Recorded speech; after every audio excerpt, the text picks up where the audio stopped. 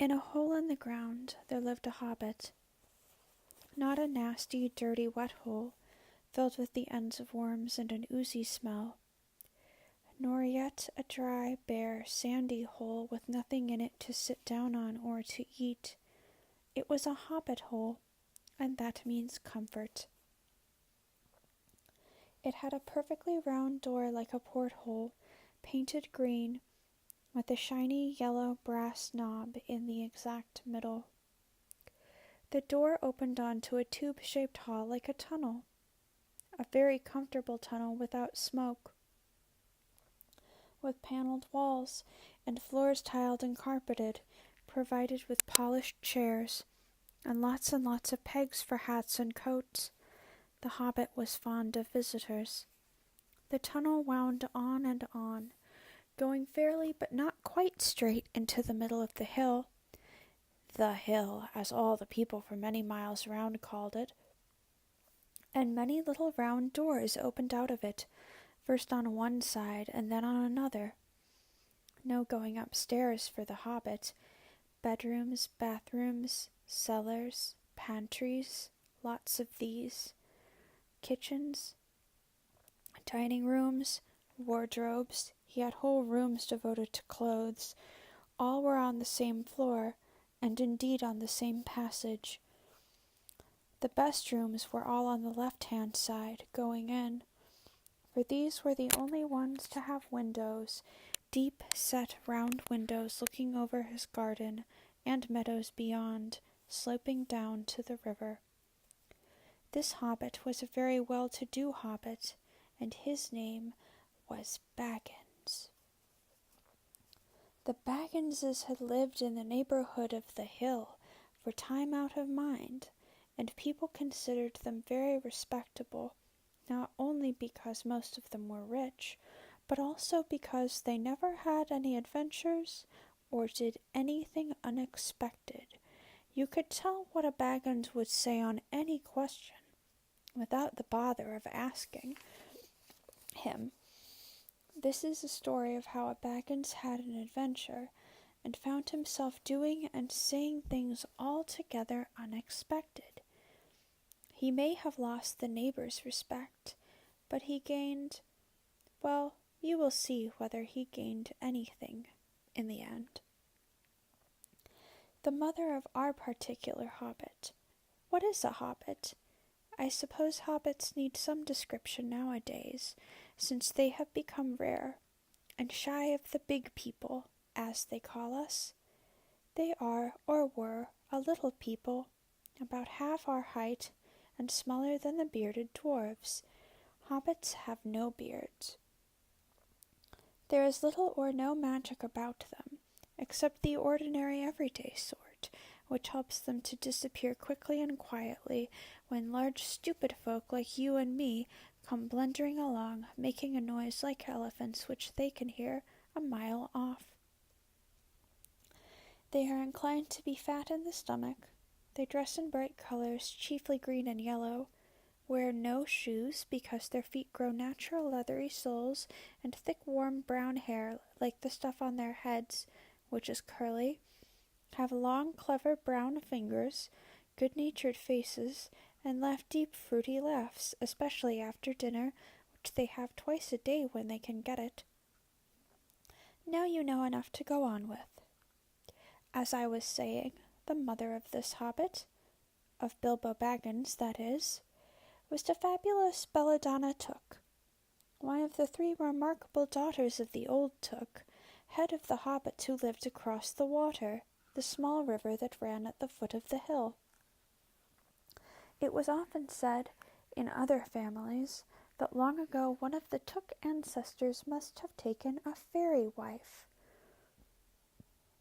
This was, of course, absurd, but certainly there was still something not entirely hobbit-like about them, and once in a while members of the Took clan would go and have adventures.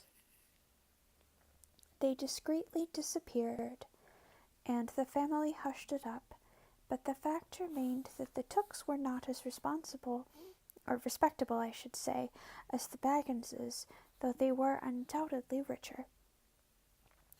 Not that Belladonna Took ever had any adventures after she became Mrs. Bungo Baggins. Bungo, that was Bilbo's father, built the most luxurious hobbit hole for her, and partly with her money, that was to be found either under the hill or over the hill or across the water. And there they remained to the end of their days. Still, it is probable that Bilbo, her only son, although he looked and behaved exactly like a second edition of his solid and comfortable father, got something a bit queer in his makeup from the Took side, something that only waited for a chance to come out. The chance never arrived until Bilbo Baggins was grown up, being about 50 years old or so, and living in the beautiful hobbit hole built by his father, which I have just described for you, until he had in fact apparently settled down immovably.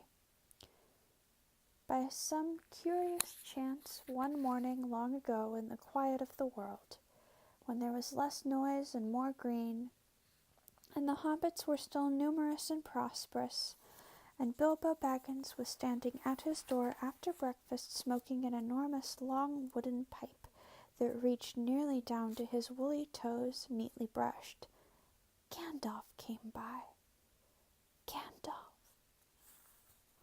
If you had heard only a quarter of what I have heard about him, and I have only heard very little of all there is to hear, you would be prepared for any sort of remarkable tale. Tales and adventures sprouted up all over the place wherever he went, in the most extraordinary fashion.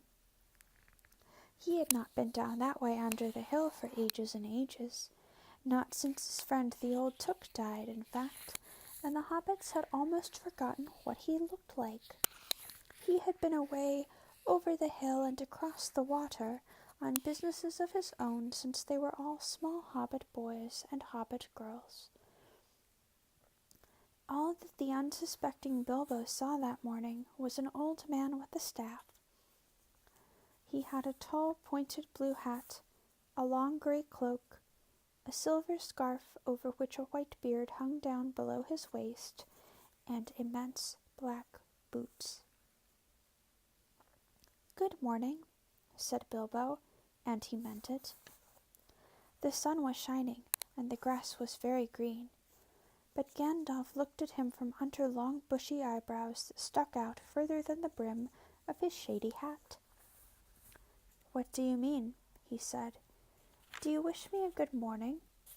Or mean that it is a good morning whether I want it or not? Or that you feel good this morning, or that it is a morning to be good on?" "All of them at once," said Bilbo, "and a very fine morning for a pipe of tobacco out of doors into the bargain. If you have a pipe about you, sit down and have a fill of mine. There's no hurry, we have all the day before us." Then Bilbo sat down on a seat by his door, crossed his legs, and blew out a beautiful grey ring of smoke that sailed up into the air without breaking, and floated away over the hill. "Very pretty," said Gandalf, "but I have no time to blow smoke rings this morning. I am looking for someone to share in an adventure I am arranging, and it's very difficult to find anyone.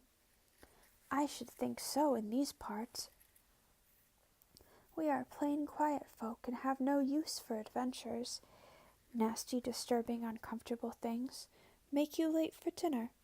I can't think what anybody sees in them," said our Mr. Baggins, and stuck one thumb behind his braces, and blew out another, even bigger smoke ring. Then he took out his morning letters and began to read, pretending to take no more notice of the old man. He had decided that he was not quite his sort, and wanted him to go away. But the old man did not move. He stood leaning on his stick and gazing at the hobbit without saying anything, till Bilbo got quite uncomfortable and even a little cross. "Good morning," he said at last. "We don't want any adventures here, thank you. You might try over the hill or across the water." By this he meant that the conversation was at an end.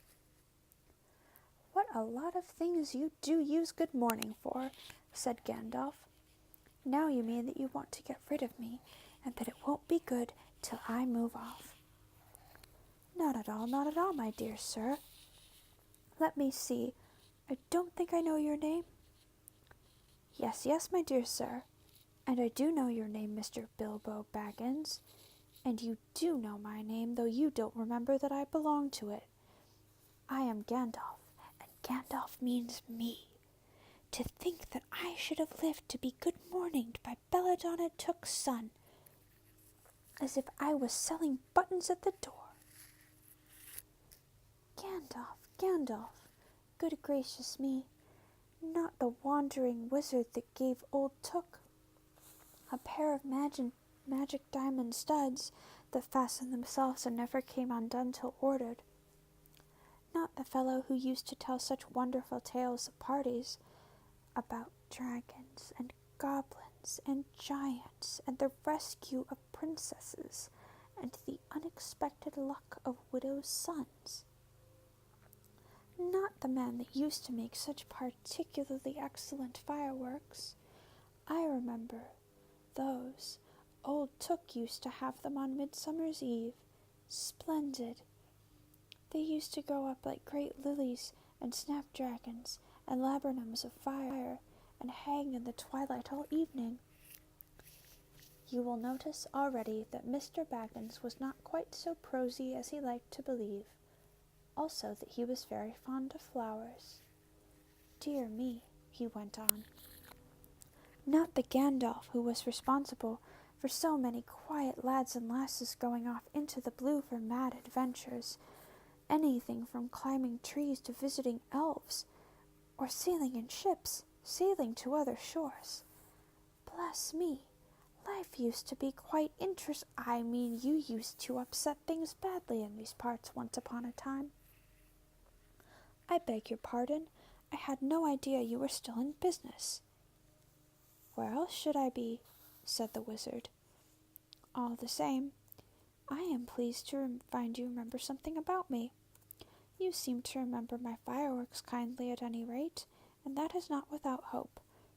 Indeed, for your old grandfather Took's sake, and for the sake of poor Belladonna, I will give you what you asked for.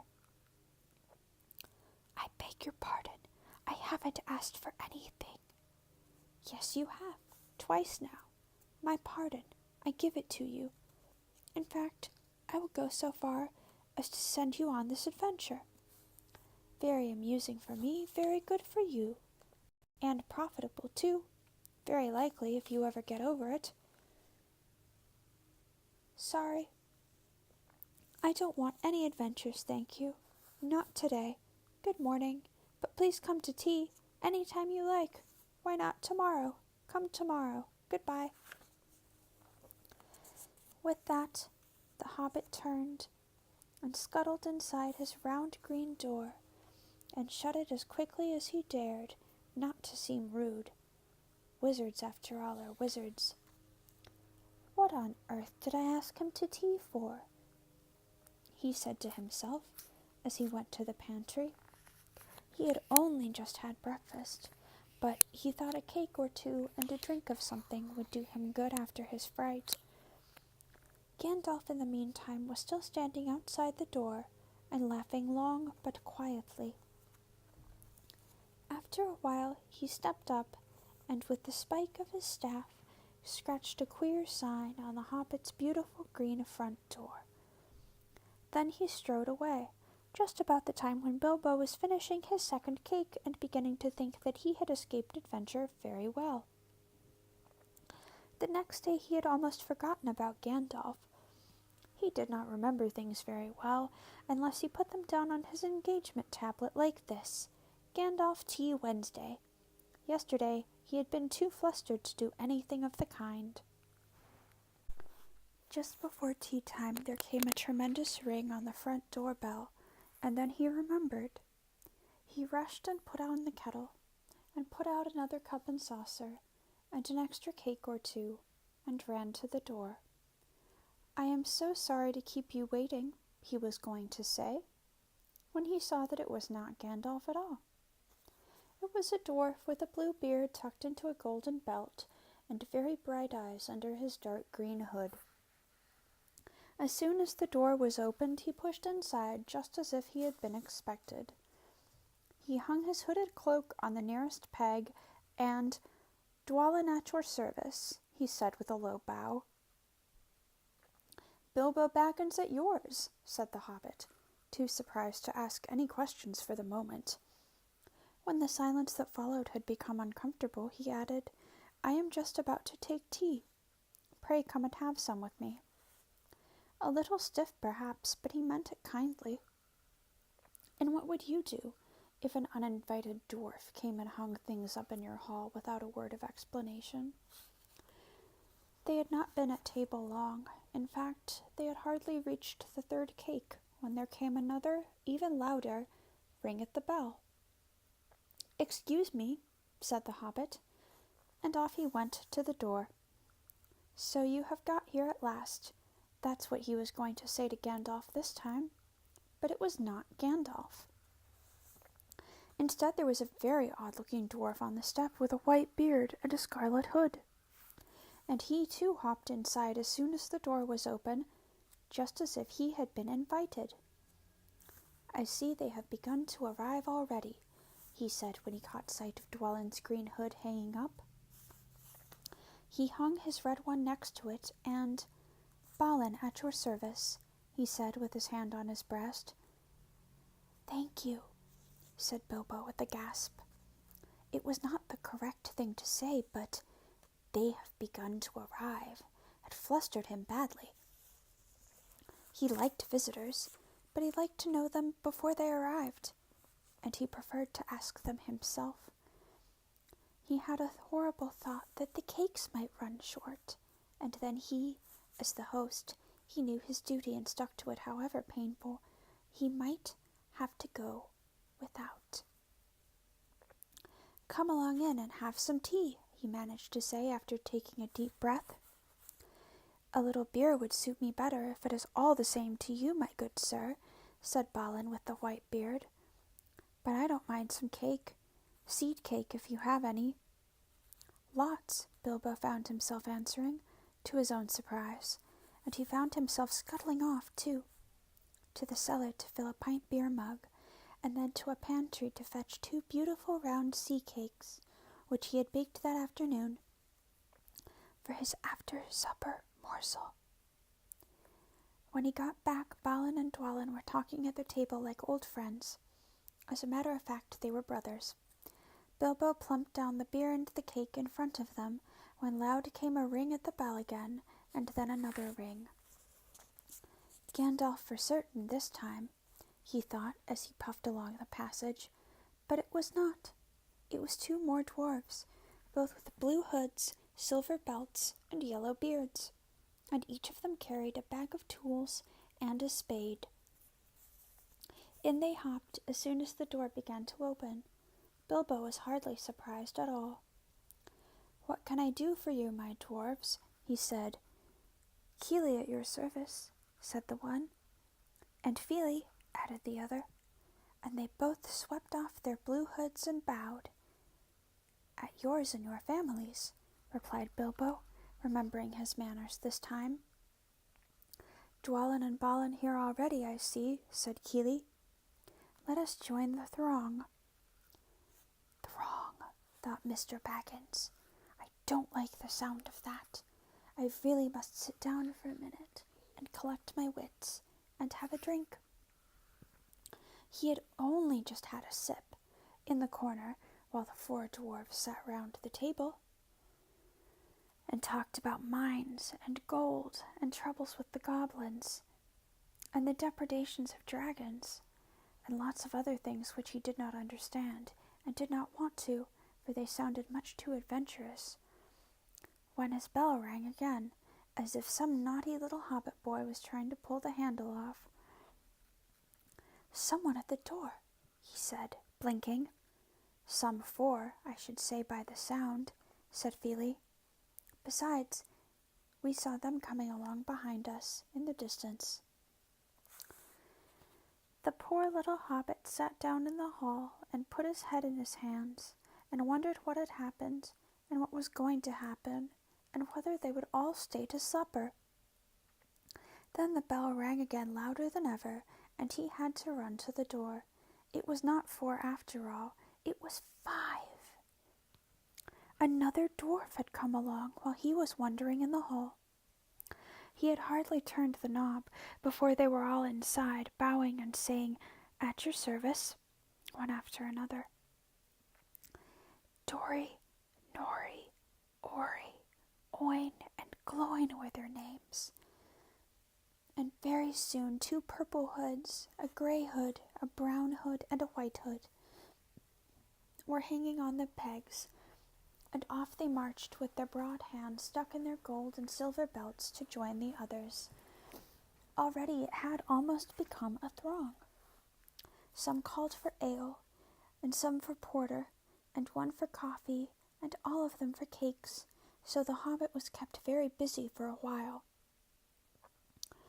A big jug of coffee had just been set in the hearth. The seed cakes were gone, and the dwarfs were starting on a round of buttered scones, when there came a loud knock, not a ring, but a hard rat-tat on the hobbit's beautiful green door. Someone was banging with a stick.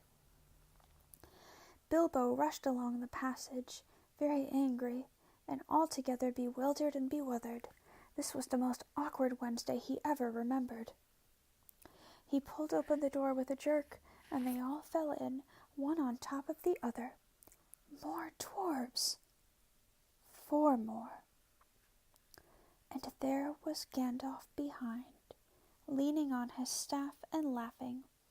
He had made quite a dent on the beautiful door. He had also, by the way, knocked out the secret mark that he had put there the morning before. "Carefully, carefully," he said. "It is not like you, Bilbo, to keep friends waiting on the mat, and then open the door like a pop gun. Let me introduce Bifur, Bofur, Bombur, and especially Thorin." "At your service," said Bifur, Bofur, and Bombur, standing in a row. Then they hung up 2 yellow hoods and a pale green one, and also a sky blue one with a long silver tassel. This last belonged to Thorin, an enormously important dwarf. In fact, no other than the great Thorin Oakenshield himself, who was not at all pleased at falling flat on Bilbo's mat, with Bifur, Bofur, and Bombur on top of him. For one thing, Bombur was immensely fat and heavy. Thorin, indeed, was very haughty, and said nothing about service, but poor Mr. Baggins said he was sorry so many times that at last he grunted, "Pray don't mention it," and stopped frowning. "Now we are all here," said Gandalf, looking at a row of 13 hoods, the best detachable party hoods, and his own hat hanging on the pegs. "Quite a merry gathering. I hope there is something left for the latecomers to eat and drink. What's that? Tea? No, thank you. A little red wine, I think, for me." "And for me," said Thorin. "And raspberry jam and apple tart," said Bifur. "And mince pies and cheese," said Bofur. "And pork pie and salad," said Bombur. "And more cakes, and ale, and coffee if you don't mind," called the other dwarfs through the door. "Put on a few eggs, there's a good fellow," Gandalf called after him, as the hobbit stumped off to the pantries, "and just bring out the cold chicken and pickles." "Seems to know as much about the inside of my larders as I do myself," thought Mr. Baggins, who was feeling positively flummoxed, and was beginning to wonder whether a most wretched adventure had not come right into his home. By the time he had got all the bottles and dishes and knives and forks and glasses and plates and spoons and things piled up on big trays, he was getting very hot and red in the face and annoyed. "Confusticate and bebother these dwarves," he said aloud. "Why don't they come and lend a hand?" Lo and behold, there stood Balin and Dwalin at the door of the kitchen, and Fili and Kili behind them. And before he could say knife, they had whisked the trays and a couple of small tables into the parlor and set out everything afresh. Gandalf sat at the head of the party with 13 dwarves all round, and Bilbo sat on the stool at the fireside, nibbling at a biscuit. His appetite was quite taken away, and trying to look as if this was all perfectly ordinary and not in the least an adventure. The dwarves ate and talked, and time got on. At last they pushed their chairs back, and Bilbo made a move to collect the plates and glasses. "I suppose you will all stay to supper?" he said in his politest, unpressing tones. "Of course," said Thorin, "and after. We don't get through the business too late, and we must have some music first. Now to clear up." Thereupon the 12 dwarves, not Thorin, he was too important and stayed talking to Gandalf, jumped to their feet and made tall piles of all the things.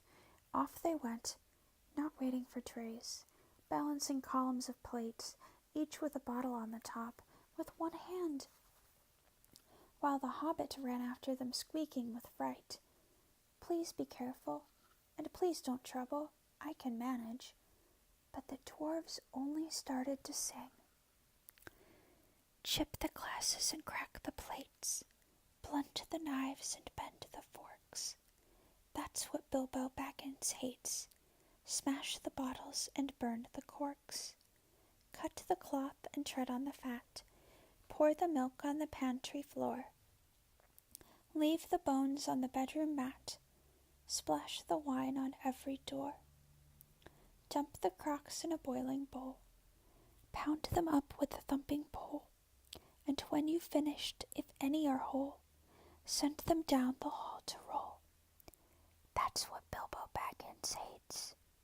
So carefully, carefully, with the plates."